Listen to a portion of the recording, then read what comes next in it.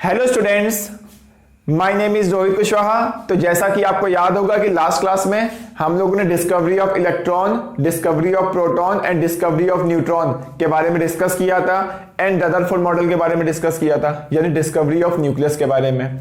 तो ये सारी चीजें हम लोग ऑलरेडी डिस्कस कर चुके हैं और हम लोगों ने ये भी पढ़ा था कि एटम को रिप्रेजेंट कैसे करते हैं। तो बच्चों देखो, किसी भी एटम को हम लोग ऐसे रिप्रेजेंट करते हैं ZXA से। Z मीन्स क्या होता है? ये मीन्स होगा एटॉमिक नंबर। A मीन्स क्या होता है? इसको हम लोग बोलते हैं एटॉमिक मास, ठीक है। और X मीन्स क्या होता है? X मीन्स मैं लिख देता हूं, ये मीन्स क्या होता है? ये एलिमेंट होता है। क्या मेरी बात समझ में आ रही है आप लोगों को? चलो फिर अच्छी बात है। अगर मैंने पूछा बता बच्चों इसमें नंबर ऑफ इलेक्ट्रॉन कितने हैं, जो Z की वैल्यू होगी। नंबर ऑफ प्रोटॉन्स कितने हैं जो Z की वैल्यू होगी। नंबर ऑफ न्यूट्रॉन्स कितने हैं, जो A माइनस Z की वैल्यू होगी, ठीक है। तो ये सब ऑलरेडी मैं डिस्कस कर चुका हूं लास्ट क्लास में। जैसे मैंने पूछा कि बताओ बच्चों सोडियम को कैसे रिप्रेजेंट करते हैं, तो सोडियम को ऐसे रिप्रेजेंट करते हैं। तो मैंने पूछा बताओ इसमें इलेक्ट्रॉन्स कितने हैं, इसमें इलेक्ट्रॉन 11 है। प्रोटॉन्स कितने हैं, वो भी 11 है। न्यूट्रॉन्स कितने हैं, 23 माइनस 11, यानी कितने हो गए? 12 न्यूट्रॉन हो गए। क्या मेरी बात समझ में आ रही है आप लोगों को? ठीक है ना। तो यहां तक हम लोग ऑलरेडी डिस्कस कर चुके थे। चलो फिर तब तो बहुत अच्छी बात है अगर आपको याद है तो आज की क्लास हम लोग पढ़ेंगे आइसोटोप्स क्या होते हैं, आइसोबार्स क्या होते हैं, आइसोटोन्स क्या होते हैं, ये सारी चीजों के बारे में हम लोग डिस्कस करने वाले हैं, ठीक है। अगर बच्चों मैंने आपसे पूछा mass of electron, mass of protons और मास ऑफ न्यूट्रॉन, इनमें बता सबसे ज्यादा मास किसका होता है? तो ये भी हम लोगों ने पढ़ा था कि न्यूट्रॉन का मास सबसे ज्यादा होता है, देन प्रोटॉन का मास, देन इलेक्ट्रॉन का मास। क्लियर है। जैसे मैं अगर वैल्यू की बात करूं तो वो भी मैंने लास्ट क्लास में डिस्कस किया था। कितनी होगी? 9.1 इंटू 10 की पावर माइनस 31 kg, ठीक है। मास ऑफ प्रोटॉन कितना था? 1.672 इंटू 10 की पावर माइनस 24 या 27 लिख दो kg में, और 24 करोगे तो ग्राम में आ जाएगा, ठीक है। तो मास ऑफ न्यूट्रॉन कितना होगा? 1.674 इंटू 10 की पावर माइनस 27 kg आ गया, ठीक है। अगर मैं बात करूं इन तीनों में मास तो सबसे ज्यादा इसका होता है, लेकिन अगर आप ध्यान से देखोगे इन दोनों के मास में ज्यादा डिफरेंस नहीं होता है। यानी आप बोल सकते हो जो मास ऑफ इलेक्ट्रॉन है ना, ये क्या होता है? बहुत कम होता है। किसके से? Mass of proton and mass of neutron से। तो प्रोटॉन और न्यूट्रॉन का मास ऑलमोस्ट इक्वल होता है, तो हम लोग इन दोनों का मास बराबर लेते हैं। और इलेक्ट्रॉन का मास बहुत ही ज्यादा कम है, 10 की पावर 4 टाइम्स कम है, ठीक है। यानी तुम इलेक्ट्रॉन के मास को नेग्लेक्ट भी कर सकते हो। यानी किसी के भी एटम्स का मास अगर आपसे पूछा जाए कि किसी भी एटम का मास क्या होगा, तो एटम में क्या होता है? इलेक्ट्रॉन, प्रोटॉन, न्यूट्रॉन, तो सबके मास को ऐड कर दो तो एटम का मास आ जाएगा। लेकिन इलेक्ट्रॉन का मास इतना कम होता है कि तुम उसको नेग्लेक्ट कर सकते हो। किसके रिस्पेक्ट में कम होता है? प्रोटॉन और न्यूट्रॉन के रिस्पेक्ट में कम होता है, ठीक है। तो इसको अगर तुम नेग्लेक्ट कर दोगे तो इन दोनों मास को क्या बोल सकते हो? किसी भी एटम का मास क्या होता है? प्रोटॉन प्लस न्यूट्रॉन के सम को एटम का मास बोलते हैं। क्या मेरी बात समझ में आई आप लोगों को? तब तो चलो बहुत अच्छी बात है। यानी क्या बोल सकते हैं हम लोग?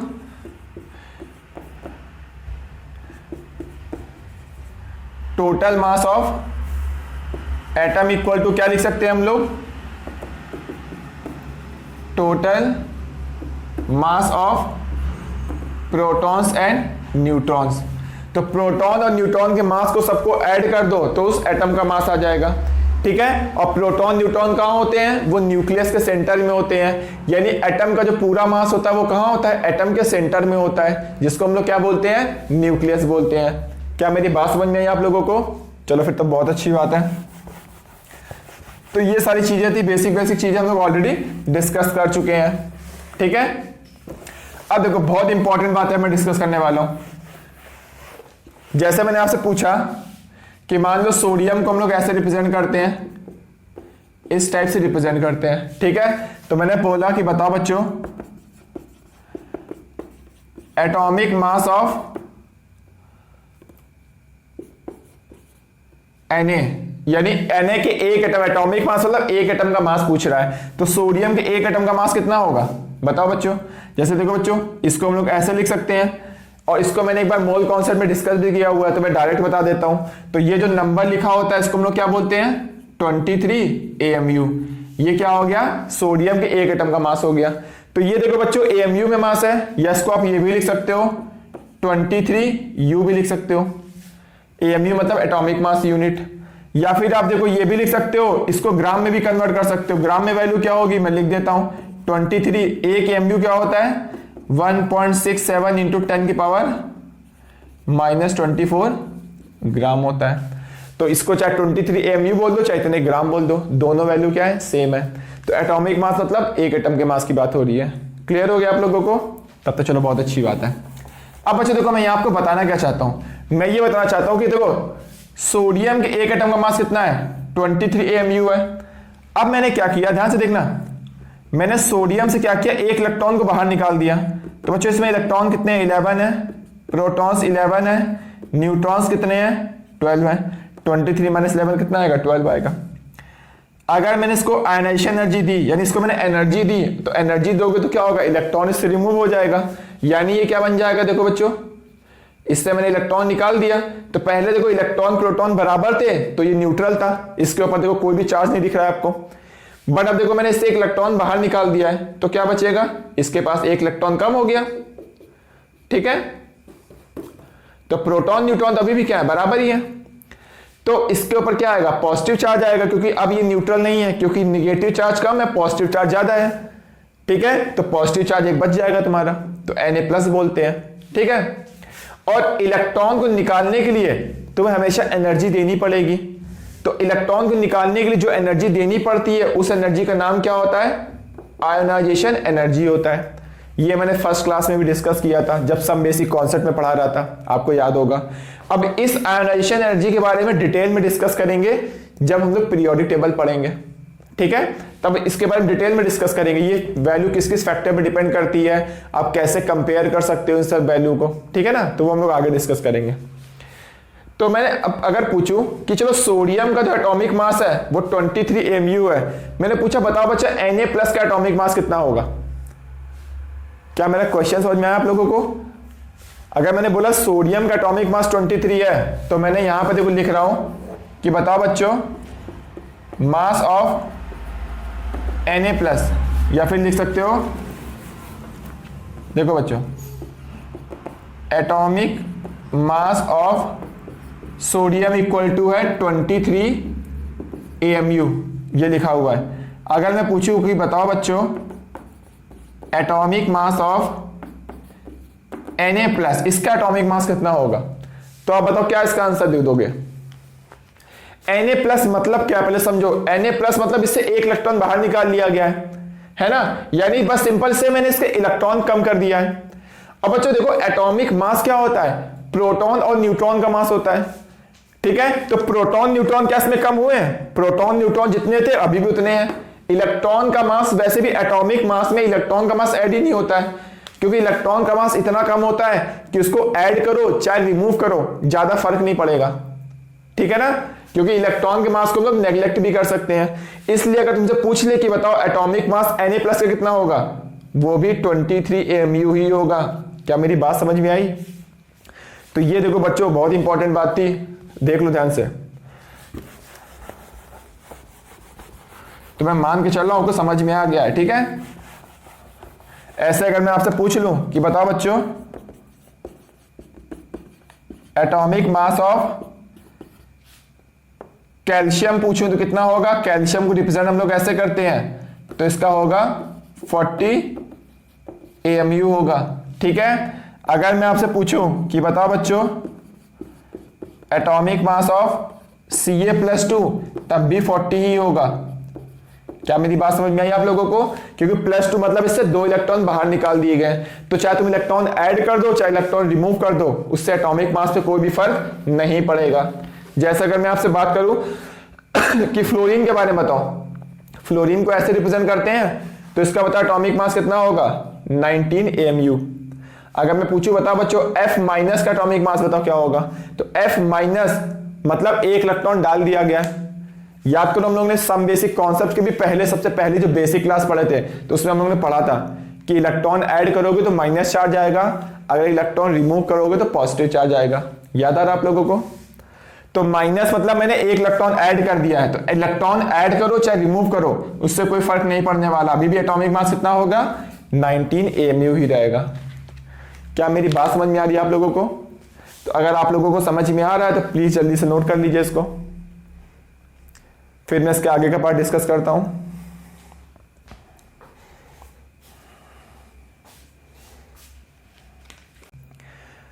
तो बच्चों देखो, अभी तक हम लोगों ने डिस्कस किया कि किसी भी एलिमेंट को ऐसे रिप्रेजेंट करते हैं, Z मींस होता है एटॉमिक नंबर, A मींस होता है एटॉमिक मास और X मींस क्या होता है, एलिमेंट होता है। ठीक है, अब बच्चों देखो आपसे पूछा जाएगा कि बताओ आइसोटोप्स क्या होते हैं। ठीक है, तो आइसोटोप्स देखो क्या होते हैं, जिनका एटॉमिक नंबर क्या होता है, एटॉमिक नंबर मतलब Z की वैल्यू क्या होती है, सेम होती है। और या फिर एटॉमिक नंबर को आप नंबर ऑफ प्रोटॉन्स ही बोल सकते हो, या फिर आप ये बोल सकते हो कि नंबर ऑफ प्रोटॉन्स क्या होते हैं, सेम होते हैं। ठीक है, तो उनको हम लोग क्या बोलते हैं, आइसोटोप्स। तो एटॉमिक मास डिफरेंट होगा लेकिन एटॉमिक नंबर क्या होगा, वो सेम होगा। जैसे मैं एग्जांपल की बात करूं, देखो एग्जांपल क्या होगा, तो हाइड्रोजन के 3 आइसोटोप्स होते हैं, यानी हाइड्रोजन 3 फॉर्म में एग्जिस्ट करता है नेचर में। एक होता है 1H1, एक होता है 1H2 और एक होता है 1H3। तो देखो बच्चों यहाँ पर इन तीनों का ही देखो क्या है, एटॉमिक नंबर सेम है बट एटॉमिक मास क्या है, अलग अलग है। तो ये हाइड्रोजन के क्या हो गए, आइसोटोप्स हो गए। क्या मेरी बात समझ में आ रही है आप लोगों को? तब तो बहुत अच्छी बात है, समझ में आ रही। तो अब बच्चों देखो नेक्स्ट, अगर मैं बात करूं कार्बन की, कार्बन देखो 6C12 भी होता है, कार्बन एक 6C14 भी होता है। ठीक है, तो देखो यहाँ पर इसका भी देखो कार्बन में एटॉमिक नंबर सेम है लेकिन यहाँ पर एटॉमिक मास डिफरेंट है। तो ये किसका आइसोटोप्स है, ये कार्बन का आइसोटोप्स है। क्या मेरी बात क्लियर हुई आप लोगों को? तब तो चलो बहुत अच्छी बात है। ठीक है, तो मैं मान के चल रहा हूं कि आप लोगों को समझ में आ गया है। तो साथ में नोट भी करते चलना, ठीक है, क्योंकि तुम्हारे खुद के नोट सबसे ज्यादा इंपॉर्टेंट होते हैं। तो आप लोगों को आइसोटोप समझ में आ गया। अब देखो बच्चों, दूसरा आपसे ये पूछा जाएगा कि बताओ यहां पर आइसोबार्स क्या होते हैं। तो देखो आइसोबार्स क्या होगा, जिनका एटॉमिक मास वो क्या होता है, सेम होता है। जिसका एटॉमिक नंबर डिफरेंट होगा लेकिन एटॉमिक मास सेम होगा, उसको हम लोग क्या बोलते हैं, आइसोबार्स बोलते हैं। और एटॉमिक मास को आप लिख सकते हो, देखो इस एलिमेंट को आप ऐसे भी रिप्रेजेंट कर सकते हो, Z मींस होता है प्रोटॉन और A मींस क्या होता है, प्रोटॉन प्लस न्यूट्रॉन। यानी मैं ये बोल सकता हूं कि प्रोटॉन प्लस न्यूट्रॉन, ठीक है ना, इनकी वैल्यू क्या होगी, सेम होगी। यानी A सेम है, प्रोटॉन ये क्या हो गया, एटॉमिक मास मतलब क्या हो गया, A की वैल्यू होगी। तो मैं लिख देता हूं, चलो एटॉमिक मास मतलब A की वैल्यू होगी। ठीक है, अगर ये सेम है या number of proton plus neutron बोल दो, ये सेम है तो उसको बोलते हैं आइसोबार्स बोलते हैं। फॉर एग्जांपल की मैं बात करूं, जैसे मैं ले रहा हूं कि आर्गन ले लो, चलो आर्गन जो होता है एटॉमिक नंबर 18 होता है, एटॉमिक मास 40 होता है। कैल्शियम का एटॉमिक नंबर 40 होता है, एटॉमिक मास भी कितना होता है, 40 होता है। तो देखो इसका एटॉमिक नंबर अलग अलग है लेकिन एटॉमिक मास क्या है, देखो सेम है। तो ये दोनों क्या हो गए, आइसोबार्स हो गए। क्लियर है? तब तो थर्ड हम लोग डिस्कस करते हैं, आपसे पूछा जाएगा आइसोटोन्स क्या होते हैं। ठीक है ना, तो देखो जो आइसोटोन्स मतलब क्या होते हैं, जिसमें क्या होगा, सेम नंबर ऑफ क्या होगा, न्यूट्रॉन्स होगा। जिसमें न्यूट्रॉन्स का नंबर सेम होता है उसको क्या बोलते हैं, आइसोटोन्स बोलते हैं। अब जैसे फॉर एग्जांपल की मैं बात करूं कि बताओ बच्चों एग्जांपल क्या होगा, तो मैंने ले लिया 6C14 ले लिया एंड में ले लिया 8O16 ले लिया। ठीक है, इसमें न्यूट्रॉन कितने हैं, 14 माइनस 6 करो कितना आएगा, तो न्यूट्रॉन क्या होगा, 14 माइनस 6 वैल्यू कितनी आ रही है, 8। यहां पे न्यूट्रॉन निकालो, 16 माइनस 8 वैल्यू कितनी आ रही है, 8। तो ये दोनों में क्या है, न्यूट्रॉन सेम है, मतलब दोनों क्या है, आइसोटोन्स है। क्या मेरी बात समझ में आई आप लोगों को? चलो फिर बहुत अच्छी बात है। ठीक है, तो ये सब बच्चों आप लोगों को याद रखना है, तो आप लोग साथ में नोट भी करते चलना। फोर्थ नंबर देखो बच्चों,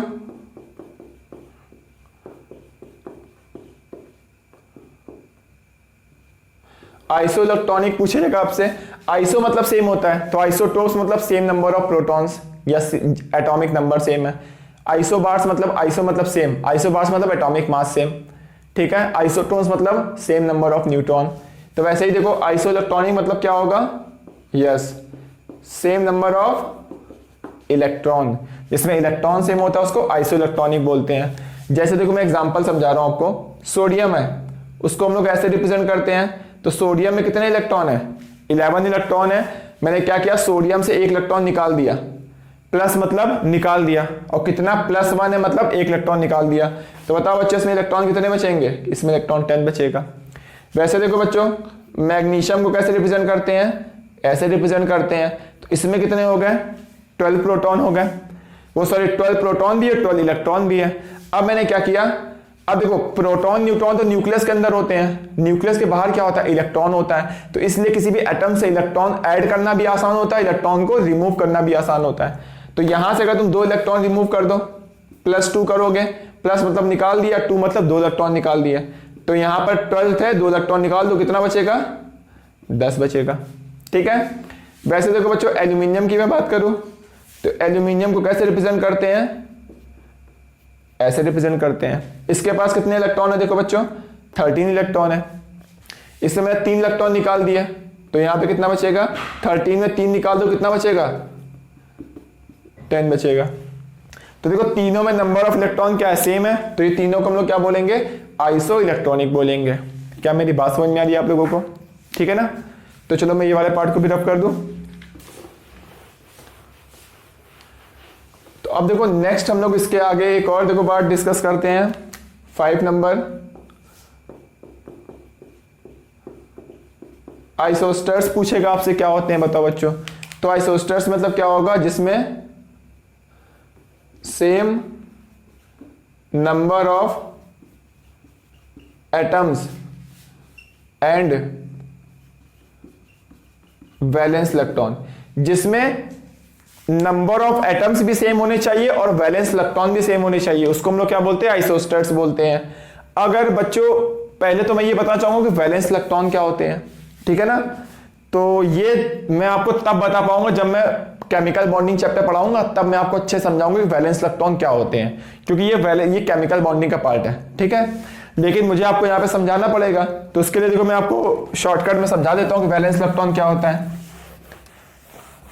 तो बच्चों अगर आपको याद होगा तो आपने 9th-10th क्लास में पढ़ा होगा, 9th में कहा, जब आपने स्ट्रक्चर ऑफ एटम एक चैप्टर पढ़ा था 9th क्लास में, ठीक है। तो उसमें आपने पढ़ा होगा, क्या पढ़ा होगा, कि ऐसे किसी भी सोडियम से किसी का भी इलेक्ट्रॉनिक कॉन्फ़िगरेशन कैसे करते हैं।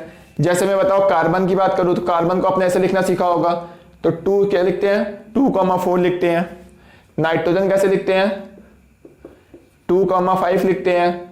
ऑक्सीजन कैसे लिखते हैं, इसको 2,6 लिखते हैं। अगर मैं सोडियम की बात करूं उसको कैसे लिखते हैं, तो इसको लिखते हैं 2,8,1 लिखते हैं। तो ऐसा आपने इलेक्ट्रॉनिक कॉन्फ़िगरेशन करना सीखा होगा, इस टाइप का आपको याद होगा, ठीक है ना। तो बच्चों देखो जो आउटर मोस्ट शेल यानी ये जो लास्ट में जो इलेक्ट्रॉन होते हैं, है ना, अभी आप शॉर्टकट में समझ लो, जो लास्ट में इलेक्ट्रॉन होते हैं उसको हम लोग क्या बोलते हैं, लास्ट वाले इलेक्ट्रॉन को वैलेंस इलेक्ट्रॉन बोलते हैं, ठीक है। तो वैलेंस इलेक्ट्रॉन आपको समझ में आ रहा है। तो ऑक्सीजन के पास कितने वैलेंस इलेक्ट्रॉन है, 6, नाइट्रोजन के पास 5 और कार्बन के पास 4, ठीक है। तो लास्ट वाले शेल में, लास्ट वाले पार्ट में जितने वैलेंस इलेक्ट्रॉन होते हैं उसको, जितने भी इलेक्ट्रॉन होते हैं उसको वैलेंस इलेक्ट्रॉन बोलते हैं। तो आइसोस्टर्स मतलब क्या होता है, number of atoms and valence electron दोनों सेम होने चाहिए, उसको आइसोस्टर्स बोलते हैं। जैसे देखो मैं बच्चों एग्जांपल लेता हूं, जैसे नाइट्रोजन ले लिया और मैंने CO ले लिया। तो बच्चों देखो यहाँ पर एटम कितने हैं, 2 एटम है, दोनों नाइट्रोजन के। यहाँ पर 1 कार्बन 1 ऑक्सीजन, 2 एटम है, तो नंबर ऑफ एटम सेम हो गए दोनों साइड में, ठीक है। अब देखो वैलेंस इलेक्ट्रॉन की बात करूं, नाइट्रोजन के पास वैलेंस इलेक्ट्रॉन कितना होता है, 5 × 2 कितना हो गया, इसके पास 10 हो गया, क्या हो गया, वैलेंस इलेक्ट्रॉन, ठीक है। इसके पास कितना होता है, इसके पास 4 और +6, इसके पास भी कितना हो गया, 10 हो गया। तो ये दोनों क्या हो गया, आइसोस्टर्स हो गए कि नहीं हो गए, क्लियर है आप लोगों को। चलो फिर अच्छी बात है। चलो एक एग्जांपल मैं और दे देता हूं, जैसे मैंने N2O लिख दिया और मैंने CO2 लिख दिया। अब देखो एटम कितने, 213 और 213, तो एटम्स, नंबर ऑफ एटम्स तो सेम हो गए।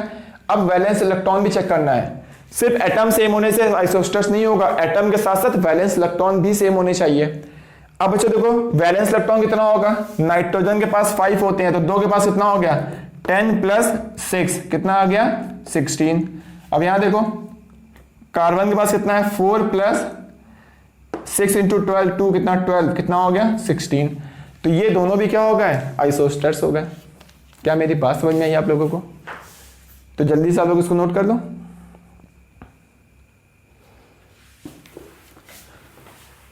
चलो बच्चों देखो एक और हम लोग और कुछ बचा हुआ है देखते हैं। ठीक है एक और बता देता हूं मैं आप लोगों को।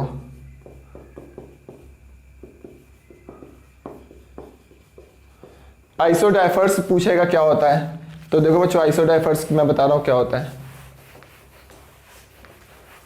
देखो आइसोडाइफर्स क्या होता है जिसमें क्या होगा सेम, या फिर आप ये बोल सकते हो जिसमें न्यूट्रॉन और प्रोटॉन के बीच का डिफरेंस क्या होता है डिफरेंस सेम होता है। ठीक है ना, ये मॉड लगा हुआ है यानी पॉजिटिव वैल्यू की बात हो रही है, जिसमें डिफरेंस सेम होता है किसका बीच का न्यूट्रॉन और प्रोटॉन के बीच का डिफरेंस सेम होता है, उसको हम लोग क्या बोलते हैं आइसोडाइफर्स बोलते हैं। जैसे देखो बच्चों मैं एग्जांपल लेता हूं आप लोगों को, जैसे कि मैंने लिख दिया मान लो पोटेशियम ले लो, ये 1939 हो गया है ना। तो इसमें क्या है प्रोटॉन और न्यूट्रॉन के बीच का डिफरेंस, तो देखो निकालते हैं। इसमें प्रोटॉन कितना है, प्रोटॉन 19 है और न्यूट्रॉन कितना है ये 20 है, तो डिफरेंस कितना आएगा, तो डिफरेंस आएगा 1। अब हम लोगों को एग्जांपल लेना है, देखो इसका एग्जांपल क्या होगा, डिफरेंस 1 होना चाहिए। ठीक है, तो एग्जांपल क्या होगा सोचने दो। चलो मैंने कार्बन का, चलो एक और आइसोटोप्स लेता हूं, कार्बन का ले सकता हूं, चलो दूसरा लेता हूं आर्गन का 40 हो जाएगा। ठीक है 18। चलो मैं और एक दूसरा एग्जांपल लेता हूं, उसका मुझे मिल नहीं रहा अभी, तो मैं एक चलो आर्गन का एग्जांपल लेता हूं। तो एक आर्गन हो गया, या फिर चलो ये ले लो।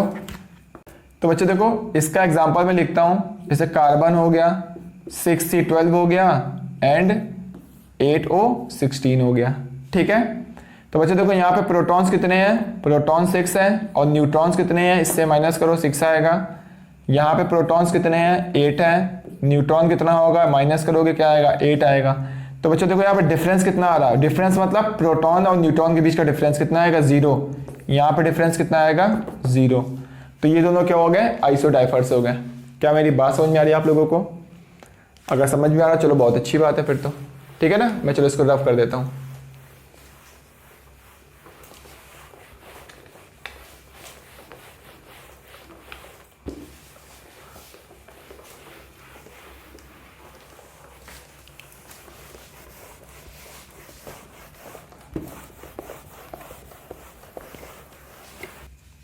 तो बच्चों देखो नेक्स्ट मैं आपको पढ़ाता हूं मास स्पेक्ट्रोमीटर के बारे में। ये बिल्कुल भी इंपॉर्टेंट नहीं है, लेकिन मैं आपको फिर क्यों पढ़ा रहा हूं ये, क्योंकि मुझे एक छोटा सा क्वेश्चन आपको बताना है। क्योंकि बहुत सारे लोगों ने डाउट पूछा कि सर क्लोरीन का एटॉमिक मास 35.5 क्यों लेते हैं, तो 35.5 बताने के लिए मुझे आपको ये समझाना पड़ेगा।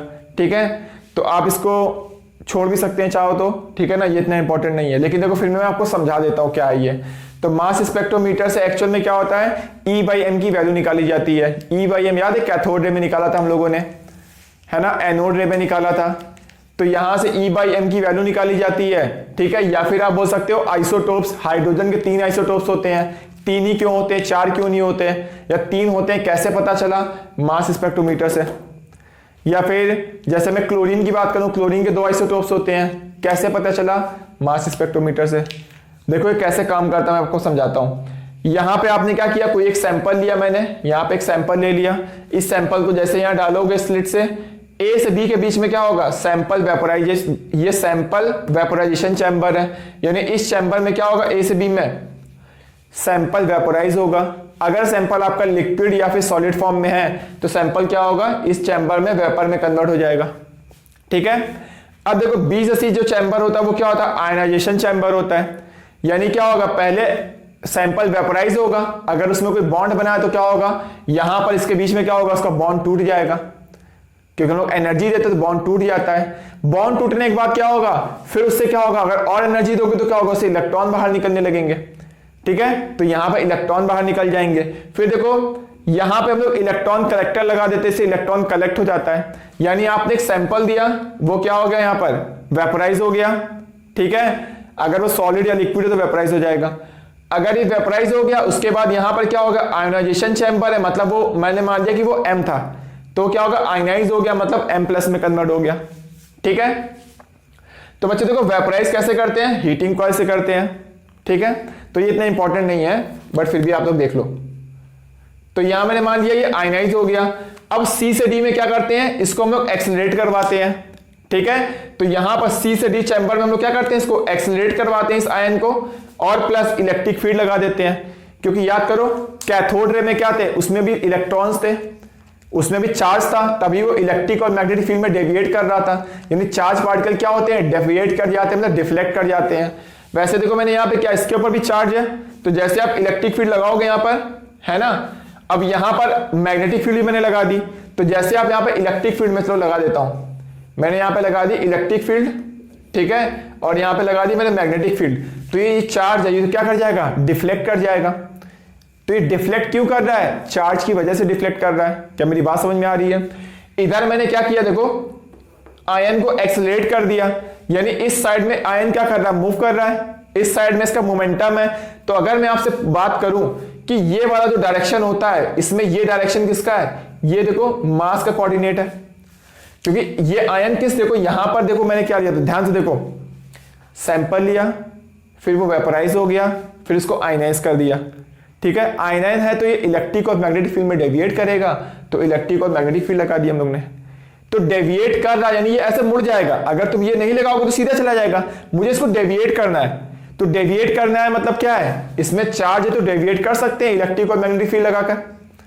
तो यानी ये जो डेविएट कर रहा है, मतलब ये जो आयन देखो ऐसे मूव किया और यहां पर आ गया, डेविएट कर गया ना, तो डेविएट कर रहा मतलब ये वाला कोऑर्डिनेट की बात करूं, ये वाला कोऑर्डिनेट किसका है, ये चार्ज का है। यानी ये वाला कोऑर्डिनेट क्या हो, इधर मोमेंटम है ना, तो इधर एक्सेलरेट कर रहा, तो ये वाला कोऑर्डिनेट किसका हो गया, मास का हो गया। और ये कोऑर्डिनेट किसका हो गया, जो नीचे के साइड में है, ये कोऑर्डिनेट चार्ज का है। ठीक है, तो यहां पर कोई भी सैंपल लोगे, फिर यहां पर क्या होगा, यहां पर एक डिटेक्टर लगाते हैं ई सेक्शन पर। ठीक है ना, वो क्या करता है, E/m की वैल्यू को डिटेक्ट करता है।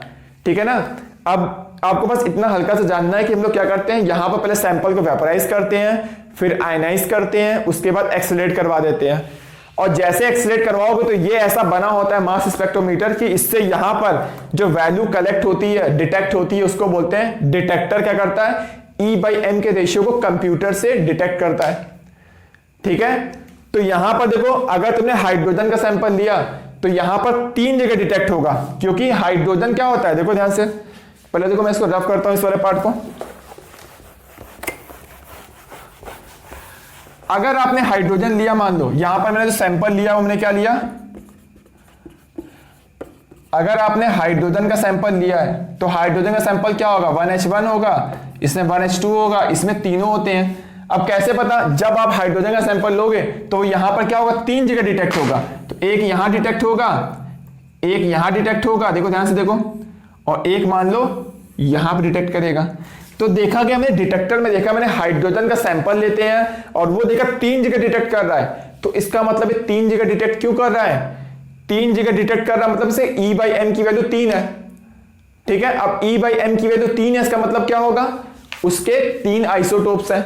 देखो यहां पर E/m, देखो चार्ज, देखो यहां पर तुमने आयनाइज कर दिया था, तो ये आयनाइज फॉर्म में है, देखो है ना। अब देखो उसमें सब में चार्ज सेम है, यानी E/m, देखो E/m क्या है, मैं बोल रहा हूं, देखो E की वैल्यू सेम है सब में, देखो ध्यान से, E क्या है यहां पर, चार्ज तुमने यहां पे आयनाइज किया था तो सारे एटम पे सेम चार्ज आ गया, यानी E की वैल्यू तो सेम थी। फिर भी यहां 3 जगह डिटेक्ट क्यों कर रहा है, इसका मतलब तीनों का मास क्या है, अलग अलग है, तभी तो 3 जगह डिटेक्ट कर रहा है। क्या मेरी बात समझ में आ रही है आप लोगों को। तो यहां पर देखो क्या होगा, m की वैल्यू डिफरेंट है, इसलिए E/m की वैल्यू क्या आ रही है, डिफरेंट आ रही है। तो हाइड्रोजन का जब हम लोग सैंपल लेते हैं तो मास स्पेक्ट्रोमीटर में डालते हैं तो देखते हैं वहां 3 जगह डिटेक्ट होता है, इसका मतलब E/m की वैल्यू 3 है उसकी, जबकि तुमने यहाँ पे आयनाइज किया तो सबके ऊपर चार्ज सेम था, मतलब E की वैल्यू सेम थी, तो यहाँ पे क्या हो गया, सबका मास यानी ये E/m का रेशियो डिफरेंट है और E की वैल्यू सेम है, मतलब m की वैल्यू डिफरेंट होगी, और यानी इसकी m की वैल्यू डिफरेंट भी है। इसका 1 AMU होता है एटॉमिक मास, इसका 2 AMU होता है, इसका 3 AMU होता है। ठीक है, इसको बोलते हैं हाइड्रोजन, इसको बोलते हैं ड्यूटेरियम, इसको क्या बोलते हैं, ट्राइटियम। तो हाइड्रोजन के 3 आइसोटोप्स होते हैं क्योंकि मास स्पेक्ट्रोमीटर वो 3 जगह डिटेक्ट करता है। क्या मेरी बात समझ में आई आप लोगों को? चलो फिर तब तो अच्छी बात है।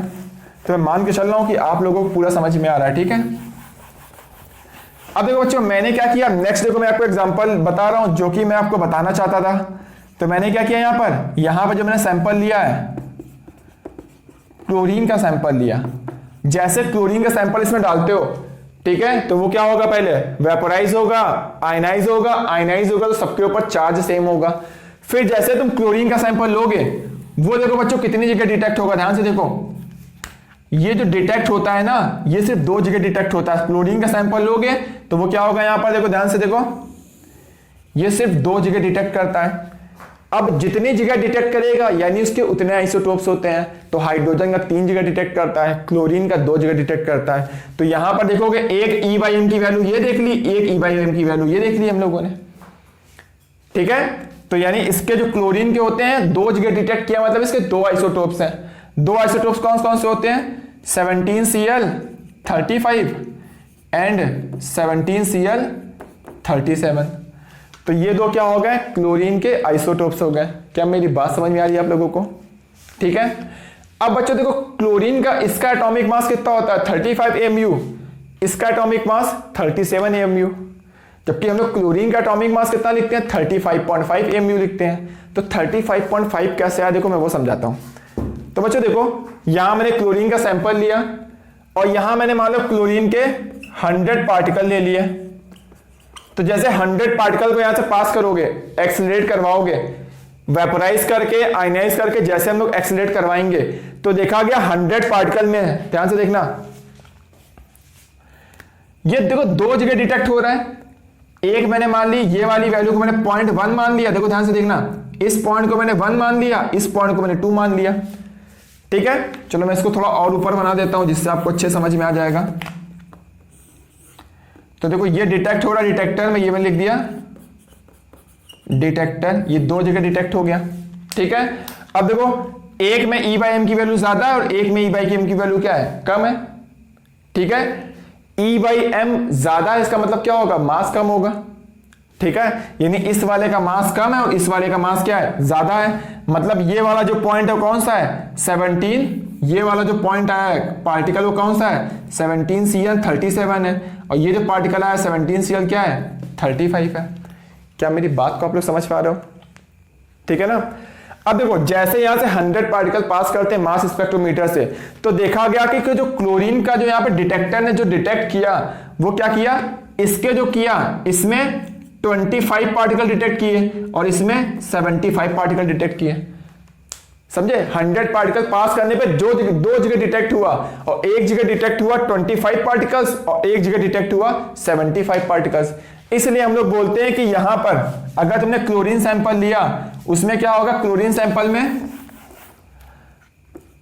75% क्या होता है, 17Cl35 होता है एंड 25% क्या होता है, 17Cl37 होता है। क्या मेरी बात समझ पा रहे हो आप लोग? तो पहले जल्दी से इस पार्ट को नोट करो, फिर मैं इसको रफ करके फिर मैं आगे और बताता हूं आपको।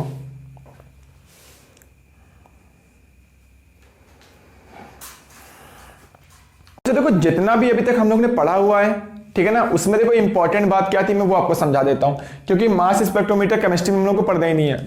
ठीक है, अगर आप लोग को याद नहीं है फिर भी कोई बात नहीं है। ठीक है, अब देखो मास स्पेक्ट्रोमीटर का यूज कहां करते हैं, E/m का रेशियो कैलकुलेट करने के लिए मास स्पेक्ट्रोमीटर का यूज करते हैं, या किसी भी एलिमेंट के कितने आइसोटोप्स होते हैं उसको निकालने के लिए भी क्या करते हैं, मास स्पेक्ट्रोमीटर का यूज करते हैं। क्या मेरी बात समझ में आ रही है? तो मास स्पेक्ट्रोमीटर में क्या करते हैं हम लोग, सैंपल डालते हैं और सीधे वो E/m की वैल्यू क्या करता है, डिटेक्टर से डिटेक्ट करके बता देता है। बस सिंपल इतना है कि तुमने एक साइड से सैंपल डाला और दूसरे साइड से वो क्या करेगा, E/m की वैल्यू बता देगा। ठीक है, जितनी बार E/m की वैल्यू बताएगा, मान लो 2 वैल्यू बता रहा है, इसका मतलब उसमें 2 आइसोटोप्स है। ठीक है, किसी में 3 वैल्यू बताता है, जैसे हाइड्रोजन में 3 वैल्यू बता रहा था, यानी हाइड्रोजन के 3 आइसोटोप्स हैं। क्या मेरी बात समझ में आई आप लोगों को? बस ये रिजल्ट आपको याद रखना है। ठीक है, और जैसे क्लोरीन की मैं बात करूं, क्लोरीन में उसने कितनी वैल्यू बताई? क्लोरीन में उससे 2 जगह डिटेक्ट हुआ, तो अगर 100 पार्टिकल मैंने पास किए थे तो एक जगह 75 पार्टिकल डिटेक्ट हुए और एक जगह 25 पार्टिकल डिटेक्ट हुए, तो 2 जगह डिटेक्ट हुए, मतलब क्लोरीन के 2 आइसोटोप्स हैं। ठीक है, जिसमें 75 पार्टिकल डिटेक्ट हुए 100 में, वो 75% है, और जिसमें 100 में 25 डिटेक्ट हुआ वो 25% है। ठीक है, यानी क्लोरीन सैंपल की अगर मैं बात करूं क्या होगा, 75% क्या था, 17Cl35 ये होता है, एंड 25% क्या होगा, 17Cl37 होगा। क्या मेरी बात आप लोगों को समझ में आ रही है? ठीक है, तो बहुत सिंपल है।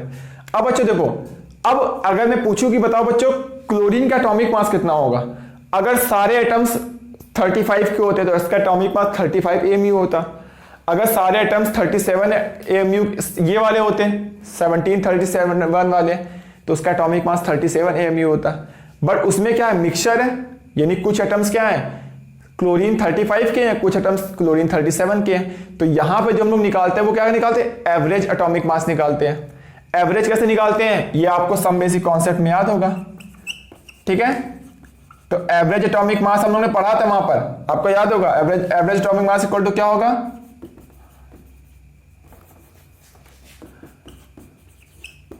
Total mass divide by total atoms.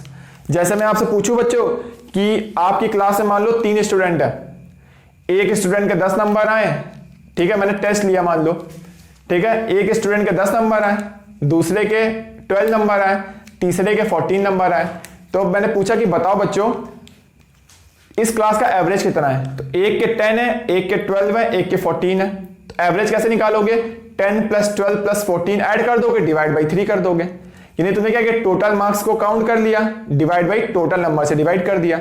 Same ऐसे ही मैंने किया कि एवरेज एटॉमिक मास क्या होगा कि टोटल एटम का मास क्या कर दो, ऐड कर दो, और टोटल नंबर ऑफ एटम से डिवाइड कर दो। ठीक है, तो टोटल मास मतलब टोटल एटम का मास की बात हो रही है, और डिवाइड बाई टोटल एटम से डिवाइड कर दिया। ठीक है, तो देखो बच्चों मैंने यहाँ पे 100 एटम्स मान लिए, परसेंट दिया है तो परसेंट 100 से लेते हैं, तो मैं 100 मान लेता हूं कि अगर तुमने 100 पार्टिकल लिए थे तो ये 75% है, मतलब क्या होगा, ये 75 एटम्स है, कितने 75 एटम्स इसके हैं और 25 एटम्स इसके हैं 100 में से, तो 100 है टोटल। तो टोटल एटम कितने मैंने ले लिए, 100 ले लिए। आपका मानो कुछ और भी ले सकते हो, कोई फर्क नहीं पड़ता, तुम 200 ले लो चाहो तो यहाँ पे 200 का 70% रख देना, 75%। तो मैंने 100 ले लिया, तो ये 75% है, तो 100 का 75% कितना होगा, 75, यानी 75% तुम्हें किसका लेना है, 17Cl35 का, यानी क्या होगा, एक एटम का मास कितना है 35 AMU, तो 75 एटम का मास क्या होगा 75 × 35 प्लस, ठीक है, 100 का 25% कितना होगा 25 होगा। ठीक है, तो इसमें देखो एक एटम का मास होता है 37, तो 25 एटम का मास कितना होगा, इतना हो जाएगा। क्लियर है, तो इसको आप बच्चों सॉल्व करो, सॉल्व करोगे तो वैल्यू कितनी आएगी 35.5 AMU आएगा। तो इसको हम लोग क्या बोलते हैं, average atomic mass of chlorine, यानी क्लोरीन का जो 35.5 वैल्यू आई वो क्या हुआ है, एवरेज वैल्यू आई है। यानी क्लोरीन जबकि होता तो 2 फॉर्म में, इस और इस फॉर्म में, जबकि हम लोग इसको लिखते कैसे हैं, तो क्लोरीन को हम लोग लिखते हैं 17Cl35.5 लिखते हैं। तो इसका मतलब ये नहीं कि इसमें अगर मैं पूछूं आपसे न्यूट्रॉन कितने, तो आप न्यूट्रॉन नहीं निकाल सकते इसमें, न्यूट्रॉन पूछेगा तो यहां से या फिर यहां से निकाल लोगे। क्या मेरी बात समझ पा रहे हो? तो ये जो वैल्यू लिखी वो कौन सी वैल्यू है, वो एक एवरेज वैल्यू है। क्लियर है, अगर आपको और भी इसके सम बेसिक कॉन्सेप्ट के लेक्चर देखने हैं तो आप क्या करोगे, प्लेलिस्ट में जाओ, ठीक है ना, सम बेसिक कॉन्सेप्ट की प्लेलिस्ट में, और इस लेक्चर को वॉच कर लेना। ठीक है, तो आप लोग जल्दी से इसको नोट कर लीजिए। तो आज हम लोग यहीं तक रखते हैं, आज आप लोग इसको अच्छे से पढ़ लीजिए, अगर इससे रिलेटेड कोई डाउट हो तो कमेंट करके पूछ लीजिए। बाकी नेक्स्ट क्लास में हम लोग पढ़ेंगे इलेक्ट्रोमैग्नेटिक रेडिएशन के बारे में, फिर हम लोग बोर मॉडल के बारे में डिस्कस करेंगे जो कि सबसे ज्यादा इंपॉर्टेंट है। तो सबसे ज्यादा क्वेश्चन आपसे कहां से पूछे जाते हैं, तो यहां सबसे ज्यादा क्वेश्चन नहीं पूछे जाते आपसे, सबसे ज्यादा क्वेश्चन पूछे जाएंगे नीट और जेई में बोर मॉडल से, एंड दूसरा होगा आपका क्वांटम नंबर से, यानी वेव मैकेनिकल मॉडल से। ठीक है, तो आप लोग इस पार्ट को नोट करिए जल्दी से।